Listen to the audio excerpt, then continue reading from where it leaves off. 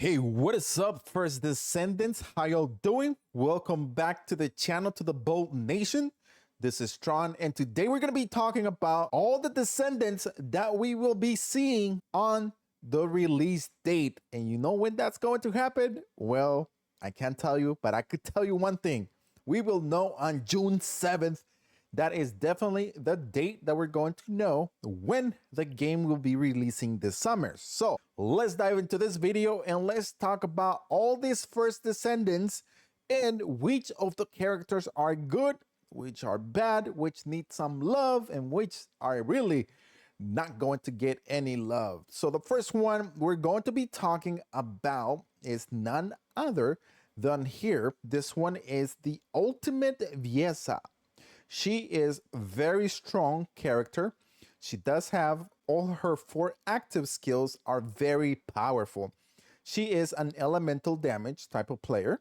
Not only does she deal frost, but her 4 different active skills that you're seeing here are very potent. One of them is this one, the Frost Road, which allows you to walk on it and makes you very powerful. At the same time, you're able to combine it with the Cold Snap that inflicts damage on with it like icicles to all the different enemies. And then you are able to use also the Blizzard that does a tremendous amount of damage. With her passive skill that goes real perfectly with all her active skills, makes this a very good character. And I would have to tell you that this probably will be an A tier type of character once the game releases. Now let's talk about none other than Bunny. Bunny is your S tier character. Not only are her active skills overpowerful, she is going to be a disaster in the game because she is going to be deleting everything that she touches. She does have the Trill Bomb, the Speed of Light that everyone is going to be able to abuse, and with also the other skill, which is going to be the Lightning Emission, which is activates for a certain period of time, which is going to deal tremendous amount of damage. This one I feel is just broken. We maybe are going to see maybe in the first week some type of nerfs on her because she's just too OP, destroys anything really easy. With her maximum power that she's able to discharge electricity, and once again another elemental damage type of character, and her passive skill of Rabbit Foot all goes together, making her probably your first S tier character. Now, I do have another one which I'll share with you. And then next is going to be Lepic. Lepic is also a very powerful Descendant. He has 4 different skills that you're able to take advantage of, as you're able to see here. The first one, we're going to be able to take a look, as we're seeing here, is going to be the grenades. Those grenades are very powerful. The more you upgrade him, the more you're going to be able to deal damage. Not only does he have this here, the overclock, which is going to allow you to increase your skill power modifier and inflicts burn and grenade throws, and it's just a very powerful active skill that you're able to use with him. With this, you also have one, which is the traction grenade, which also is going to throw a traction grenade forward to pull enemies for a certain period of time. And then we got the other one, which is going to be the overkill. You guys know that is too OP. You're able to just make that hand into a much overpowerful weapon which destroys anything. And then we got the passive skills, which goes really well with him. Overall, I think this 3 characters have been optimized well. All their active skills with passive skills are working really nice. Enough about what I'm saying. I would love to know, what do you guys think about all these 12 characters we're going to see? Which of them are going to be good and which of them are going to be bad? Which you feel need more improvement? I'd love to know in the comment section below. So sound it off right there. And then we also have the regular Viesa, which won't talk much about it. And then the Ultimate Lepic, which is pretty much the same thing as Lepic, is just a better version of him. So overall, I would have to say that Ultimate Lepic and Bunny are going to be, I would have to say, your only two S tier characters at this moment. They are very broken when it comes to destroying any enemy, especially with the passives and the active skills. They have very powerful active skills, and also their passive skills are very potent. So now let's move on to the opposite, which is Javer. Javer ain't gonna get much love when the game releases. He is a very good defensive player, a good player that as a backup.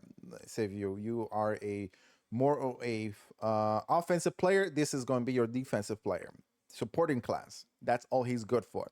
With his turret, yes, it's very nice having all those different turrets, the way he manages the guns and everything, but you're not going to get much out of him. You're practically going to be dying a lot, which is very hard to play with him. So he is not a player that you can go solo and play with others. Now, as opposed to Bunny and Lepic, those are probably your only two type of characters, maybe someone else besides them two, that you're going to be able to play as solos. But other than that, you're probably going to need another team or another player to help you out.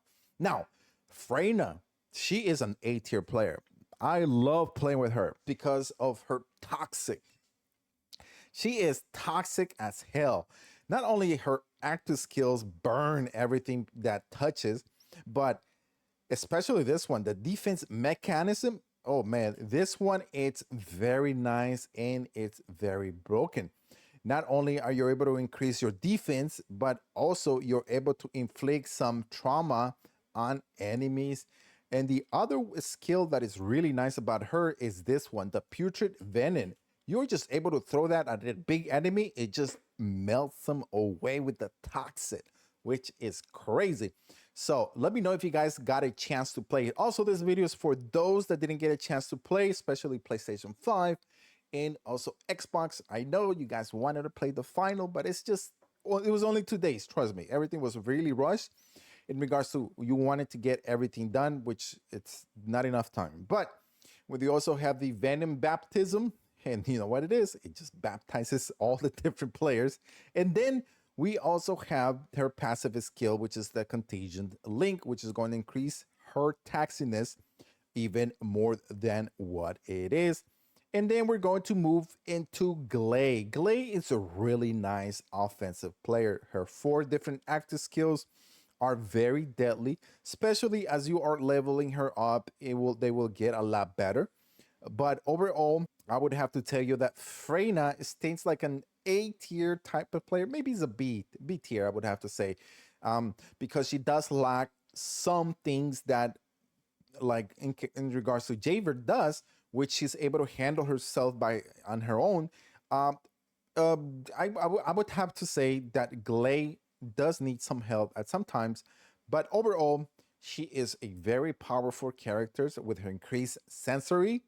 And also the other active skill that she has is the Massacre, which it does what it does, you know, is such as the fireman, like the ATK power, everything. It just makes it better.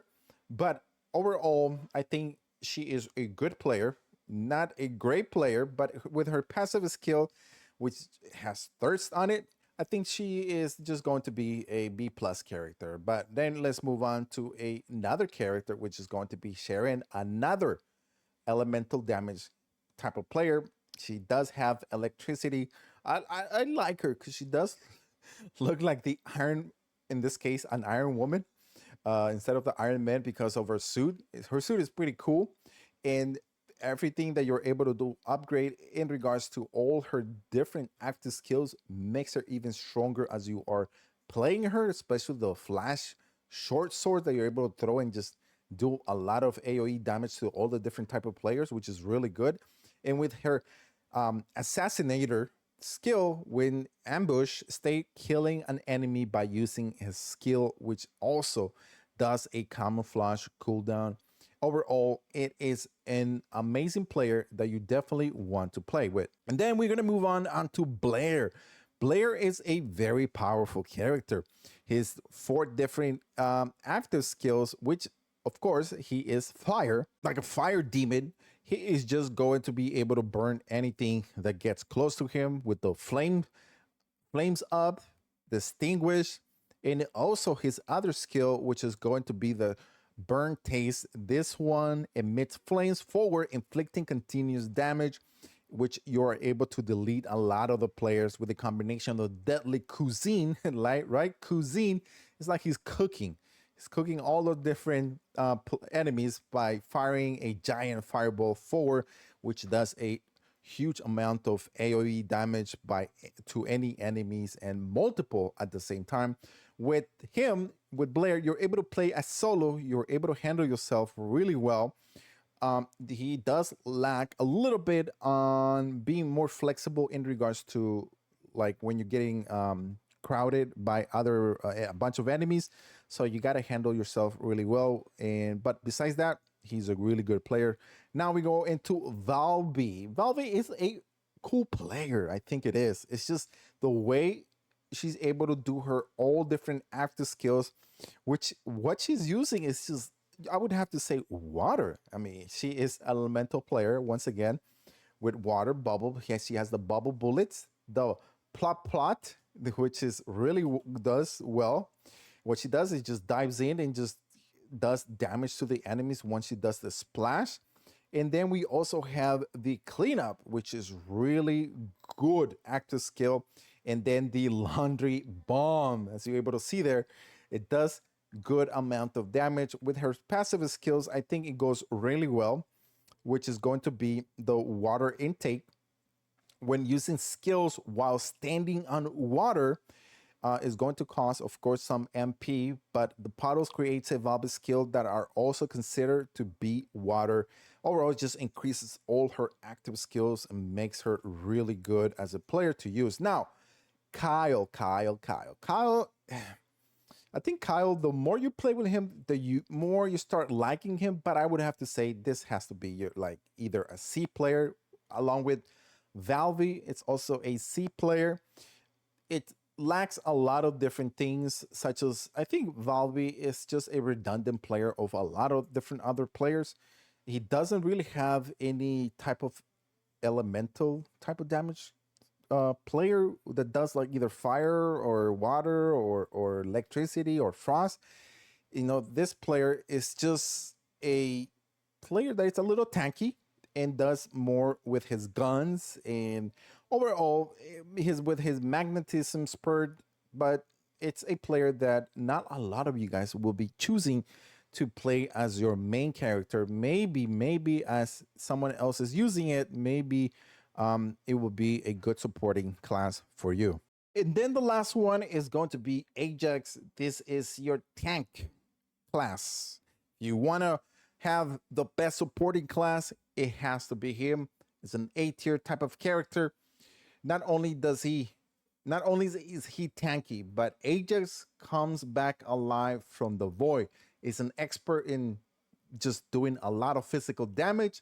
It does have 4 active skills, which is passive skills, which is going to be the Event Horizon, also the Orbit Barrier, the Void Walk, which is leaps into the air and just lands, does like a tomahawk down.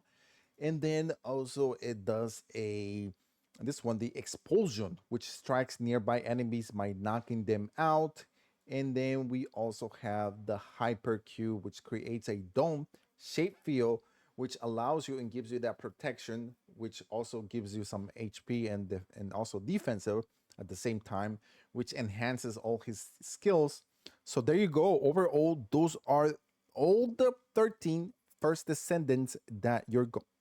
So there you go. Those are going to be all the 12 first Descendant characters that you're going to be able to see once the game releases. We'll know more on June 7th.